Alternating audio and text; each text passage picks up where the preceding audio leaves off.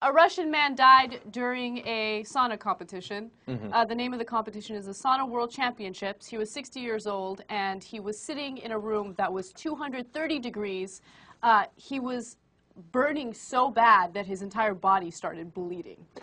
All right. Now, this sauna competition has been going on for a long time, but the organizer said this will be the last one because they realized that this was asinine when, well, obviously, the guy died. It got so hot in there, and he wouldn't come out until he died.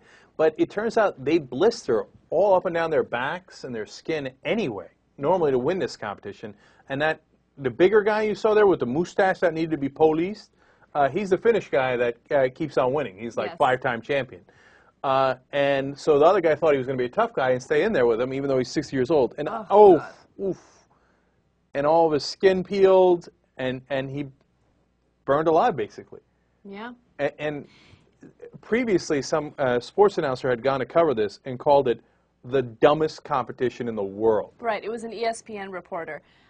Yeah, I totally agree with this being the dumbest competition in the world. Because, first of all, why? What's the point?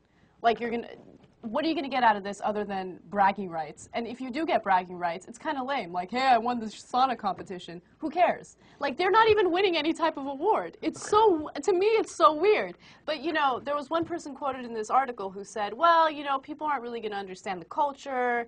You know, sauna culture is very big in a lot of European countries, and yeah, I get it, but it's not worth it. Like, this competition is not worth it. Well, you know, let me add one thing to that. Because so there's apparently, it's huge in Finland. There's 1.5 million saunas in Finland, and there's only 5 million people. Okay, and they say, you don't understand, this is totally part of our culture. Okay, I get that. But what's not part of your, you don't have, it's 80 to 110 degrees Celsius throughout the competition, and it's whoever can stay there longest. As we explained, 110 Celsius is 230 degrees Fahrenheit. That's not part of your culture. That's mental. Right. Okay? So there's no need for that. That's not like, oh, I stayed in there when it was 230 degrees and all my skin burned off of me. No, that's stupid. And once somebody died, they realized how dumb it was, and they said, you know what, even in Finland, this is finished. Come on, who isn't glad I'm back? Oh, my God. By the way, usually in saunas, the temperatures are kept between 158 to 176 degrees. So if you go to the gym and there's a sauna there, that's usually the temperature you'll find it. Okay. Here's what I got no interest in. Really hot saunas. Or my skin burning off me. Or being in this room without the air conditioning turned on. That's true. I'm not interested in extreme temperatures, hence I live in Los Angeles, California.